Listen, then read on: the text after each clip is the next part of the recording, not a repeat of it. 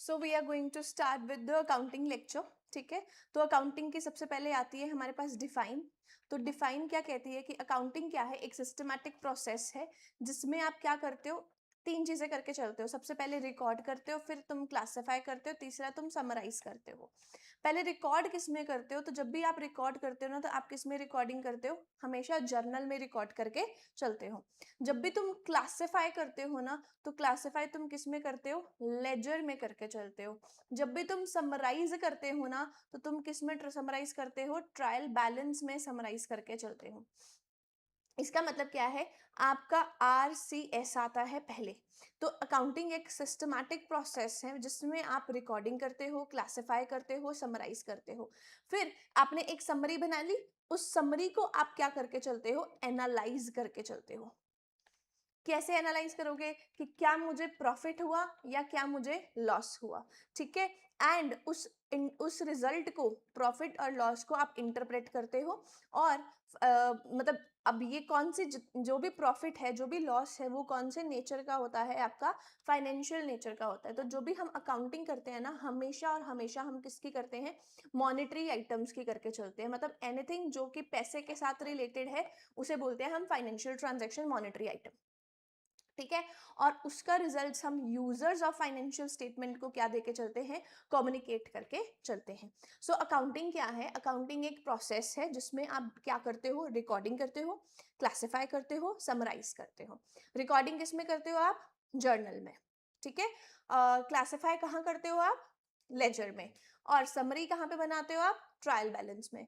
फिर जो भी आपने जर्नल, लेजर, ट्रायल बैलेंस बनाया, उसके बेसिस पे आप एनालाइज एंड इंटरप्रेट करके चलते हो। मतलब आपकी ये समरी में प्रॉफिट एंड लॉस भी स्टेटमेंट बना के चलते हो, बैलेंस शीट बना के चलते हो। ठीक है, और उसे एनालाइज करते हो एंड इंटरप्रेट करते हो। किसको, जो भी अपने फाइनेंशियल ट्रांजैक्शंस को क्या किया होता है, रिकॉर्ड किया होता है, क्लासिफाई किया होता है, समराइज किया होता है, और उसको आप कम्युनिकेट करके चलते हो। मतलब उसका रिजल्ट, रिजल्ट यानी कि प्रॉफिट और लॉस, उसका रिजल्ट आप कम्युनिकेट करते हो किसको, users of the financial information. ठीक है, तो हमारे पास ना कुछ करेक्टरिस्टिक्स आते हैं, करेक्टरिस्टिक्स और एट्रीब्यूट्स ऑफ अकाउंटिंग। तो व्हाट आर द करेक्टरिस्टिक्स और एट्रीब्यूट्स ऑफ अकाउंटिंग, तो ये बेसिकली हमारे पास 6 पॉइंट्स दिख रहे हैं आपको, दिख रहे हैं करेक्टरिस्टिक्स और एट्रीब्यूट्स ऑफ अकाउंटिंग। तो पहला पॉइंट क्या है, identification of financial transaction and events. सबसे पहले अकाउंटिंग स्टार्ट ही कहां से होती है, आप आइडेंटिफाई करते हो क्या, अगर आइटम नॉन मॉनेटरी है कि आइटम मॉनेटरी है। मतलब आइटम फाइनेंशियल नेचर का है या आइटम जो है वो नॉन फाइनेंशियल नेचर का है। सबसे पहले तो आप उस वाले इवेंट को, उस वाली ट्रांजैक्शन को सपोज आप आइडेंटिफाई करते हो। फॉर एग्जाम्पल, कोई कस्टमर आया, ठीक है, उसने आपके शोरूम था आपका, ठीक है, वो कोई कस्टमर आया, सिर्फ देख के प्रोडक्ट को चला गया, तो क्या आप रिकॉर्ड करोगे, नहीं, क्योंकि ये फाइनेंशियल नेचर का नहीं है। बट अगर कोई कस्टमर आया, उसने आपको पैसे दिए, कोई भी ट्रांजैक्शन हुई, तो मतलब आपने मनी की टर्म्स में कोई लेन देन हुआ, ट्रेड हुआ, बिजनेस हुआ, now you will record in the books of accounts. ठीक है, तो accounting records only those transaction and events and which are measured in terms of money. For example, purchase of raw material और sale of finish good by a firm. अब suppositely आप accounting करते क्यों हो, तो क्यों अकाउंटिंग करते हैं, ताकि because we are human, we can forget the things easily, इसीलिए जरूरी है हम चीजें क्या करके चले, रिकॉर्ड करके चले। ठीक है, फिर अगर हमने आइडेंटिफाई कर लिया कि ये आइटम कौन सी है, मॉनेटरी आइटम है। फॉर एग्जाम्पल, मैंने कुछ परचेज किया, मैंने रॉ मटेरियल परचेज किया मतलब मैंने बाय किया, इसके लिए मैंने कुछ ना कुछ तो पैसा दिया होगा, कुछ ना कुछ तो रुपीज टर्म्स में पेमेंट करी होगी, है ना। तो इसे बोल दिया हमने हमने फाइनेंशियल ट्रांजैक्शन इवेंट को आइडेंटिफाई कर लिया। अब हम उस इवेंट का मेजरमेंट करेंगे। ठीक है, कितने पैसे देने हैं, फॉर एग्जाम्पल मेरे को 50,000 देने हैं, that is the measurement concept. ठीक है, तो हमने रिकॉर्डिंग क्या करी है, मतलब मनी वाइज रिकॉर्डिंग करके चल रहे हैं। फाइनेंशियल ट्रांजैक्शन एंड इवेंट्स को हम money wise terms, in terms of money record करते हैं। ऐसे इवेंट्स जो मनी टर्म्स में नहीं होते, उसको हम रिकॉर्ड बुक्स ऑफ अकाउंट्स में नहीं करते। फॉर एग्जाम्पल मैंने कोई मैनेजर अपॉइंट किया, फॉर एग्जाम्पल मैंने कोई डायरेक्टर अपॉइंट किया, फॉर एग्जाम्पल मैंने कोई एम्प्लॉय अपॉइंट किया, ये सब चीज़ें रिकॉर्ड नहीं होते। मेरे एम्प्लॉयज कितने ऑनेस्ट हैं, ये चीज़ें नहीं रिकॉर्ड होती, है ना। एक बिजनेस को बढ़ाने के लिए उनके एम्प्लॉयज ही तो मेन एसेट होते हैं, एम्प्लॉयज ही तो चाहिए होते हैं, ठीक है। तो अगर एम्प्लॉयज तुम्हारे ऑनेस्ट है, तुम्हारे प्रॉफिट आने का राज क्या है, क्योंकि तुम्हारे एम्प्लॉयज क्या है, अच्छा कर रहे हैं, तुम्हारे साथ ऑनेस्ट है, इंटीग्रल है ना। तो इसका मतलब पर हम फिर वो चीज़ें क्या कर रहे हैं, रिकॉर्ड नहीं कर रहे हैं, हम सिर्फ और सिर्फ फाइनेंशियल ट्रांजेक्शन्स को ही रिकॉर्ड करके चल रहे हैं।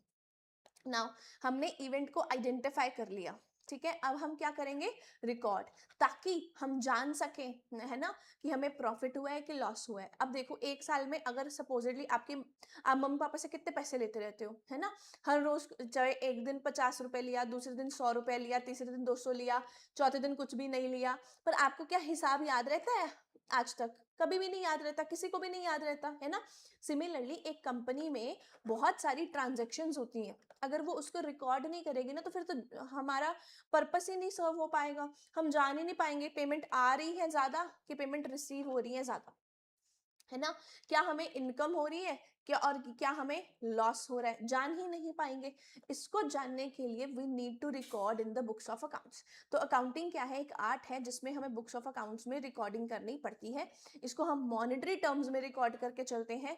जब भी हम मॉनेटरी टर्म्स में रिकॉर्डिंग करते हैं, that is known as books of original entry, that is known as books of original entry. तो original books of original entry को ही हम क्या बोलते हैं, जर्नल, ठीक है।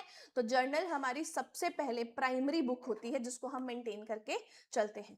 देन हम क्या करते हैं, क्लासिफाई करते हैं। अभी मैंने ऊपर भी बताया था आपको, क्लासिफाई हम किस में करके चलते हैं, बताओ मुझे, क्लासिफाई हम किस में करके चलते हैं, लेजर में हम क्लासिफाई करके चलते हैं, राइट। तो यहाँ पे हमने क्या पढ़ा, क्लासिफाई, क्लासिफाई का मतलब है लेजर में हम एक ट्रांजेक्शन्स का ग्रुप बना लेते हैं।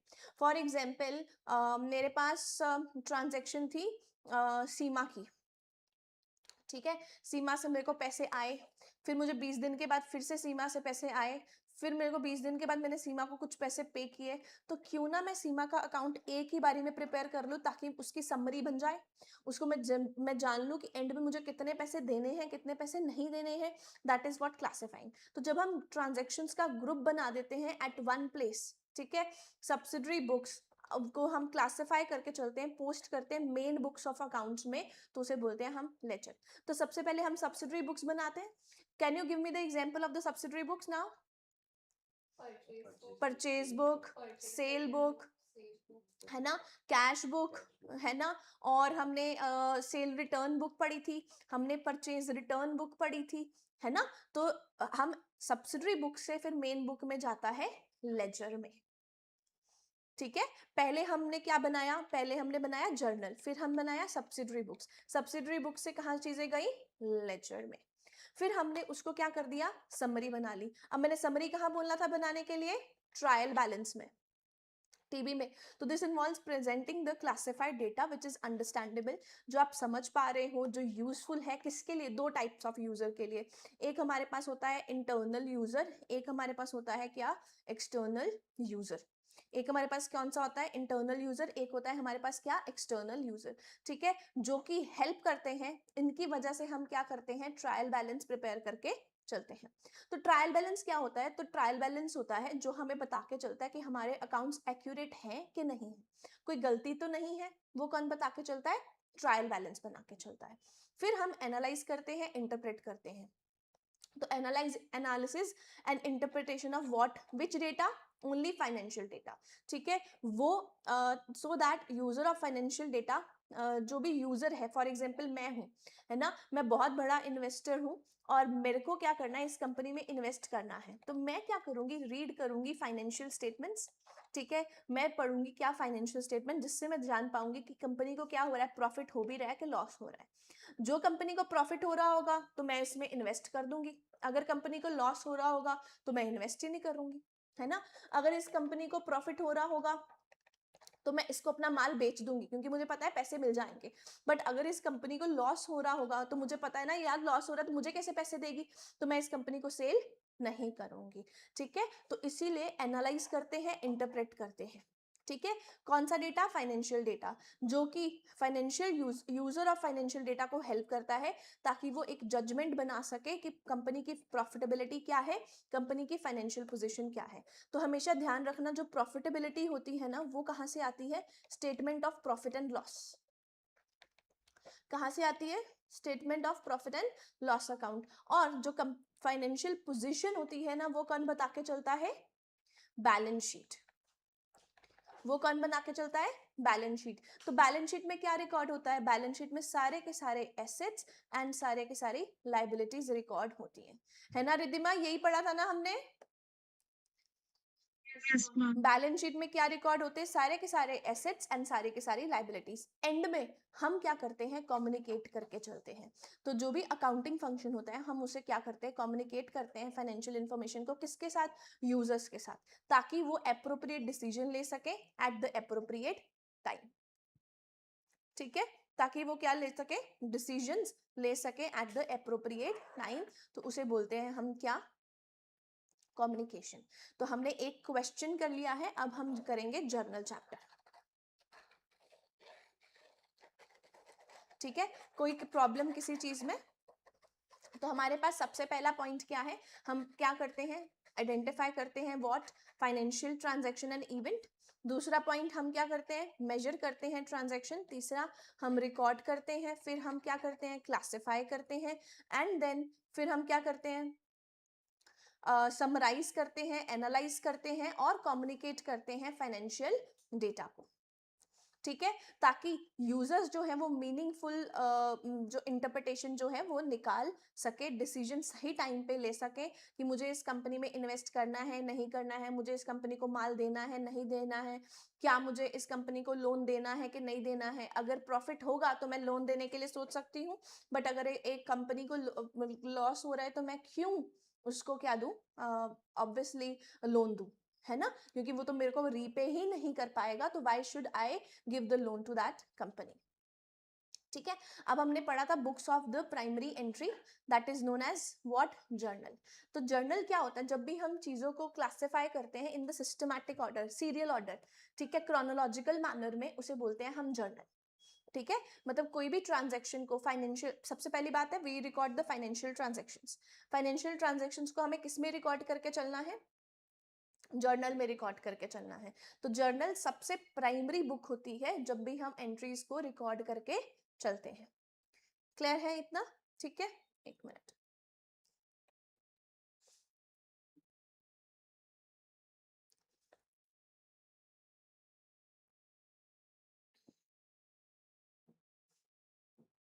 तो जर्नल में हम रिकॉर्ड करते हैं इन द क्रोनोलॉजिकल मैनर।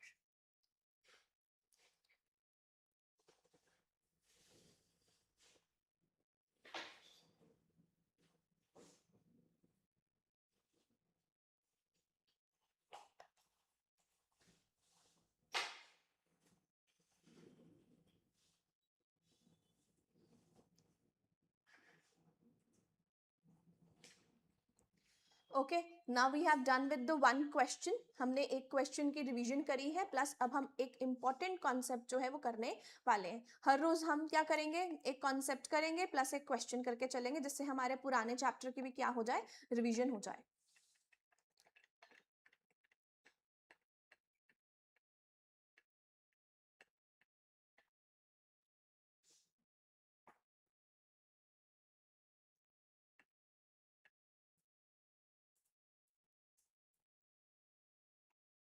सो सबसे पहले है हमारे पास चैप्टर जिसका नाम क्या है, जर्नल।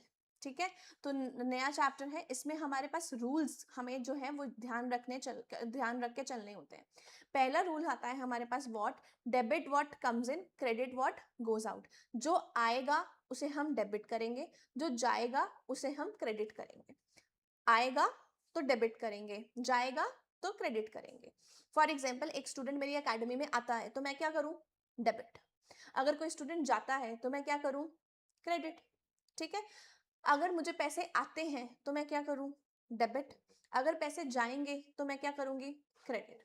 सिमिलरली अगर मेरे को कोई खर्चा होता है, debit all expenses and losses, अगर मुझे कोई खर्चा होता है तो मैं उसे क्या करके चलूंगी, डेबिट। अगर कोई मुझे इनकम होती है तो उसे मैं क्या करके चलूंगी, क्रेडिट।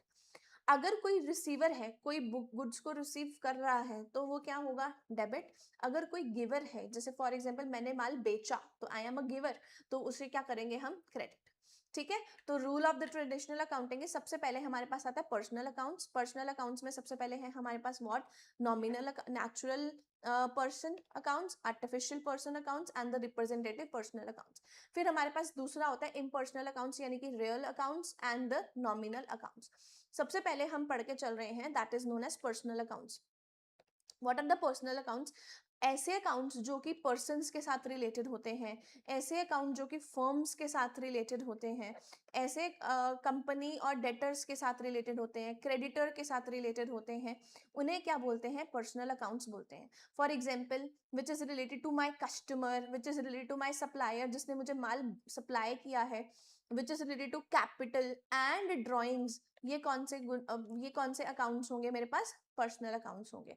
मतलब सप्लायर तो भगवान ने क्रिएट किया होगा ना, मतलब इट इज अ ह्यूमन, है ना, supplier must be a human, so created by the god, है ना, which is a creation of the god, है ना, उसे क्या बोलेंगे हम, क्या, पर्सनल अकाउंट्स। तो personal accounts are the creation of the God.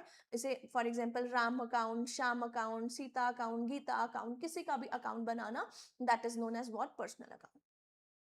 ठीक है, फिर हमारे पास आते हैं artificial personal accounts. Artificial personal account मतलब company, company is a person, no, company तो पर्सन नहीं है, बट उसको लीगली बनाया गया है। ठीक है, कॉर्पोरेट बॉडीज, कॉर्पोरेट बॉडीज का मतलब क्या है, कंपनी। ठीक है, कॉर्पोरेट बॉडीज का मतलब क्या है, कंपनी। तो for example accounts of the limited company, कोई भी कंपनी के अकाउंट्स बनाना, that is known as what, artificial personal accounts.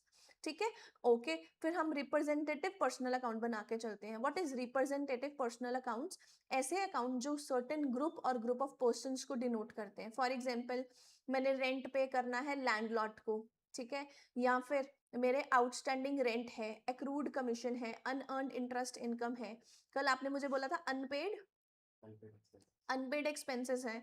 ठीक है, ये सब किस में आएंगे, representative personal accounts, because rent ऐसी चीज है जो मुझे किसी को पे करके चलनी है, तो दैट इज अनरिप्रेजेंटेटिव पर्सनल अकाउंट्स। तो पर्सनल अकाउंट्स में हम तीन चीजें पढ़ के चलते हैं, एक तो पर्सनल अकाउंट खुद, एक तो आर्टिफिशियल पर्सनल अकाउंट, और तीसरा representative personal accounts. Now if I talk about personal accounts, तो वो किसके रिलेटेड होते हैं, पर्सनल पीपल के पीपल के साथ रिलेटेड होते हैं, लोगों के साथ रिलेटेड होते हैं। ठीक है, फर्म्स के साथ रिलेटेड होते हैं, कंपनीज के साथ रिलेटेड होते हैं, डेटर, क्रेडिटर, सबके साथ रिलेटेड होते हैं। ठीक है, नेचुरल पर्सन्स होते हैं। और आर्टिफिशियल पर्सनल अकाउंट का मतलब है कंपनीज के साथ रिलेटेड होना। रिप्रेजेंटेटिव पर्सनल का मतलब है ग्रुप ऑफ पर्सन्स के साथ रिलेटेड होना। For example outstanding rent, accrued income, unearned interest and this. यहाँ पे रूल कौन सा होता है, debit the receiver, credit the giver, क्योंकि यहाँ पे पर्सन है ना, तो पर्सन के साथ रिलेटेड क्या होगा, in this case the rule will be debit the receiver and the credit the giver.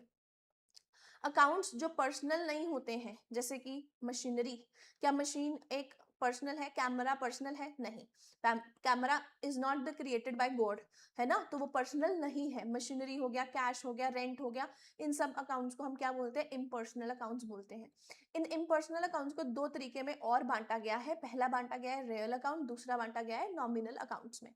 Real accounts कौन से होते हैं, रियल अकाउंट्स मतलब ऐसे अकाउंट्स जो कि टेंजिबल है, इनटेंजिबल भी हो सकते हैं, जिसमें डेटर्स नहीं आएंगे। डेटर्स किस में आ रहे हैं, डेटर्स किस में पढ़े हमने, पर्सनल में पढ़े, है ना, तो एक्सक्लूडिंग डेटर्स, तो मतलब टेंजिबल और इनटेंजिबल एसेट्स, क्योंकि डेटर्स तो क्या है, पर्सनल है।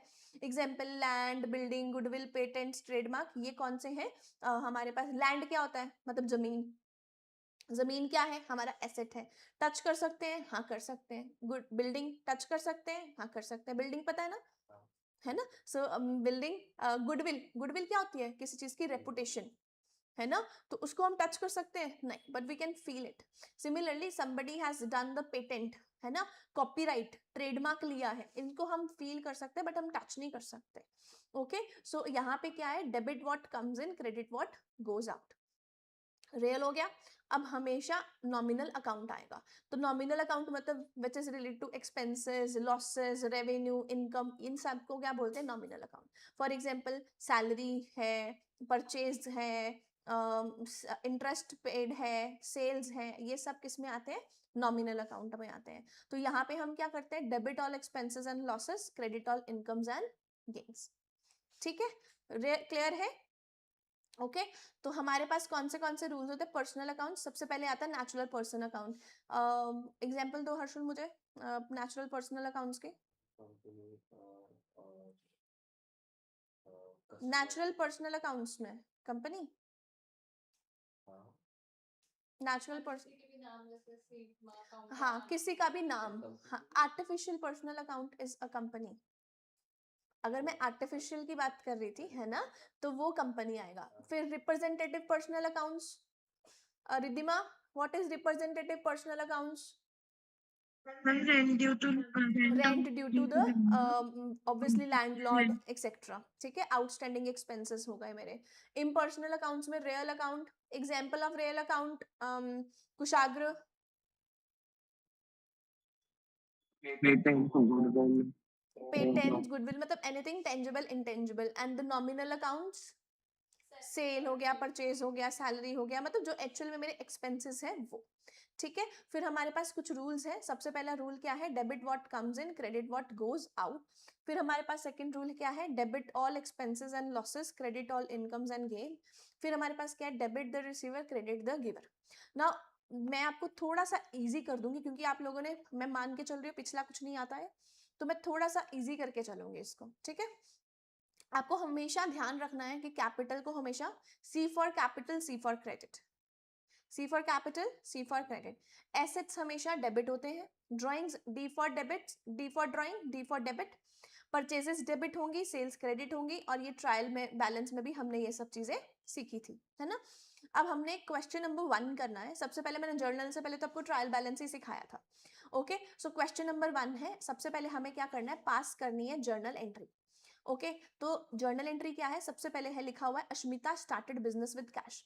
अगर कोई बंदा बिजनेस स्टार्ट करता है कैश के साथ, तो इसका मतलब है capital is introduced in the business. इसका मतलब क्या है? Capital is introduced in the business. Now what is capital introduced in the business? Capital होती है जो भी आप अमाउंट इन्वेस्ट करके चलते हो बिजनेस में, उसे बोलते हैं हम कैपिटल। तो अगर आपने बिजनेस को स्टार्ट किया है, देखो यहाँ पे स्टार्ट किया है मतलब आपने बिजनेस में इन्वेस्टमेंट करी है। तो आपने बिजनेस किससे शुरू किया? कैश से। तो क्या आएगा मेरे पास? कैश आएगा। Cash account debit. डेबिट को हम कैसे डिनोट करते हैं? डीआर। टू कैपिटल, तो अमाउंट क्या आएगी मेरे पास? 1 लाख। अमाउंट क्या आएगी मेरे पास? 1 लाख। ठीक है, तो मैं आपको मेन आंसर दिखाती हूँ। फॉर्मेट पे अभी हम फोकस नहीं करके चल रहे हैं। अभी हमारा पहला एंट्री क्या आया? Cash account debit to capital, और इसको बोलते हैं हम नरेशन। क्या बोलते हैं हम इसको? नरेशन। ठीक है, नरेशन ये डालनी कंपलसरी होती है, अदरवाइज मार्क्स आपके कटते हैं। Okay so cash account debit to capital. अब देखो ऊपर जब मैं लिखूंगी ना 1 लाख लिखूंगी, और कैपिटल में मैं इधर थोड़ा सा लिखूंगी। देखो कुछ एक ऊपर है, एक क्या है? नीचे है। ध्यान दे रहे हो? ठीक है, सेम लाइन मतलब उसके सामने सामने आएगा। ओके पहले मैं हेल्प करूंगी आपको क्वेश्चन करने में, फिर दूसरे में आप करोगे। आपने ऑफिस फर्नीचर परचेज किया with the help of cash. Now when you will purchase the office furniture, तो क्या चीज आएगी आपके ऑफिस में? फर्नीचर आएगा, है ना। फर्नीचर आएगा, तो furniture debit what comes in, furniture account debit. क्या गया इसके बदले? कैश गया, तो furniture account debit to cash. Amount is 5000, amount is 5000। फिर purchased goods in the cash, आपने गुड्स को परचेज किया, तो परचेजेस हमारी हमेशा क्या होती है? डेबिट। तो purchases account debit to cash. जो भी आपके पास अमाउंट है 20,000, 20,000। ठीक है, तो मैंने कैसे लिखा? मैंने यहाँ पे लिख दिया purchases account debit to cash. लिख दिया। ऊपर क्या किया था हमने, furniture account debit to cash, purchases account debit to cash. अब पहले एक बारी सम होता है, फिर हम एक बारी फॉर्मेट जो है वो डिस्कस करके चलते हैं। अभी समझाती हूँ, वेरी इजी, ठीक है। पहले एक बारी एंट्री की तरफ मेन फोकस करो, फिर आपको नरेशन के ऊपर purchase.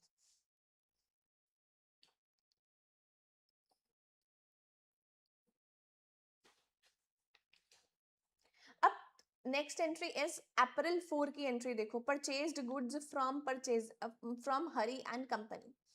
Now who is the giver of the goods, Hari and company. आपने गुड्स परचेज किए हैं फ्रॉम हरी एंड कंपनी, क्या कैश लिखा हुआ है, नहीं, उसका नाम लिखा हुआ है, it means this is what, this is credit transaction, this is what, credit transaction, ठीक है। ये क्या है, मेरी क्रेडिट ट्रांजैक्शन है। आपने गुड्स को परचेज किया, मतलब मैंने आपको बोला था purchases should always be debited, तो आपकी एंट्री क्या आएगी, purchase account debit to Hari and company, purchase account debit to Hari and company with the amount 1 lakh rupees, ठीक है। फिर आपने तीसरी एंट्री आई, sold goods against the cash. Sales क्या है, आपकी इनकम, तो आपने पास पैसा आएगा जब आप माल बेचोगे, तो cash account debit to sales. तो सबसे पहले हम आपकी एंट्री क्या आई, cash account debit to sales. कितनी अमाउंट आई, 20,000, ठीक है। फिर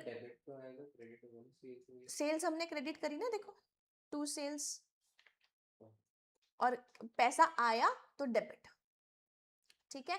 फिर उसके बाद आया sold goods to Ramesh. Sold goods to Ramesh का मतलब क्या है, सेल्स तो आपकी क्रेडिट ही होनी है, टू सेल्स, ठीक है। तो ऊपर क्या है, रमेश आ जाएगा, या तो रमेश आता या तो कैश आता, क्योंकि यहाँ पे कैश लिखा नहीं था, तो हमने इसीलिए उसका नाम लिख दिया रमेश, ठीक है। Could you see the entries are in the sequence 1 2 3 4 5 6, और हम जो रिकॉर्डिंग भी कर रहे हैं वो भी किस सीक्वेंस में ही कर रहे हैं। इस सीक्वेंस को कुछ नहीं बोलते, बट बोलते हैं क्रोनोलॉजिकल मैनर। क्या बोलते हैं हम, क्रोनोलॉजिकल मैनर, मतलब रोल नंबर वाइज। स्कूल में जब नाम लिखे होते तो वो रोल नंबर वाइज होते हैं ना, वैसे ही क्रोनोलॉजिकल मतलब है सीक्वेंस वाइज लिख के चलना, दैट इज क्रोनोलॉजिकल वाइज लिख के चलना, ठीक है। अब हमने इतना कर लिया, आपने सैलरी को पे किया इन कैश। अब मुझे बताओ कैसे, एक पर्सपेक्ट बता के चलो। Salary account debit to cash. Salary क्या है, मेरा खर्चा, एक्सपेंसेस को हम हमेशा क्या करके चलते हैं, डेबिट करके चलते हैं। टू कैश, अमाउंट कितनी आएगी, 15,000 एंड 15,000। इलेक्ट्रिसिटी बिल को पे किया, तो electricity bill account debit to cash. Telephone bill को पे किया, तो telephone bill account debit to cash. आपने स्टेशनरी परचेज करी इन कैश, तो stationery account debit to cash. Clear है इतना, इजी इजी।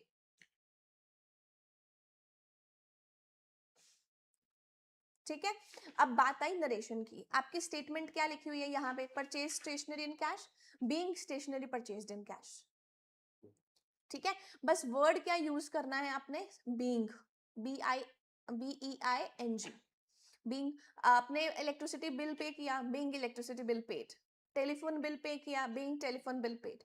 आपने सैलरी का खर्चा पे किया, being salary expenses paid, being salary staff pay, being staff to the salary to the staff paid, ठीक है। गुड्स आपने परचेज करी है, बीइंग गुड्स परचेज्ड। आपने क्रेडिट पे गुड्स परचेज करे, being goods purchased on credit, simple. जो वो डेबिट टू कैश बोल रहे थे वो नहीं था, नरेशन नहीं था, ये देखो दिस इज नरेशन। अब देखो सबसे पहले हम अब देखते हैं फॉर्मेट के ऊपर। अब एंट्री अगर आपको थोड़ी थोड़ी भी समझ आ गई है, तो सबसे पहले क्या है हमारे पास,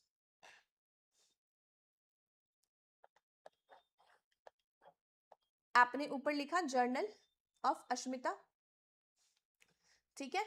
या आप ऐसे भी लिख सकते हो, इन द बुक्स ऑफ अश्मिता, नीचे लिख दिया क्या, जर्नल, ठीक है। इधर देखो हमने देखा एक फॉर्मेट बनाया, date, particulars, ledger folio, debit, credit, ठीक है। फिर हमने यहाँ पे डाला जो भी एक डेबिट एस्पेक्ट है, एक क्रेडिट एस्पेक्ट है। एक चीज डेबिट होती है, दूसरी चीज क्या होती है, क्रेडिट होती है। एक हाथ से पैसा आएगा तो दूसरे के हाथ से जाएगा भी ना, है ना। हर एंट्री का क्या होता है, दो एस्पेक्ट होते हैं जिसको हम बोलते हैं डबल एंट्री। ओके, तो cash account debit to capital, और जो नीचे ब्रैकेट में आप देख रहे हो, this is what narration, which is compulsory, which is what compulsory। Clear है इतना, ठीक है, समझ लगा। नेक्स्ट सम आप खुद लो, आप खुद ट्राई करके चलोगे। ओके, नेक्स्ट सम आप खुद ट्राई करोगे। Question number 2। ओके, अब मैं आपसे पूछती हूँ, लेट्स ट्राई, आपको समझ लगा है कि नहीं। Pawan started business with cash, entry entry सबसे पहले क्या आएगा, cash account debit to capital. Open a bank account with the cheque from the savings account, ठीक है, आपने बैंक अकाउंट खुलवाया, ओके, सेविंग अकाउंट से, इसका मतलब है आपने पैसे और इंट्रोड्यूस करे, ठीक है। तो एंट्री वुड बी, बैंक में पैसे आए तो bank account debit to capital. Third, आपने कंप्यूटर परचेज किया,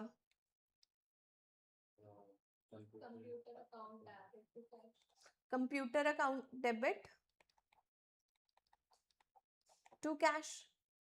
आपने रिपेयर्स के लिए पेमेंट करी, रिपेयर क्या है आपका, एक्सपेंस है ना, तो एक्सपेंसेस को क्या करते हो आप, डेबिट, तो क्या करेंगे, repairs account debit to cash. Kushagra purchased goods,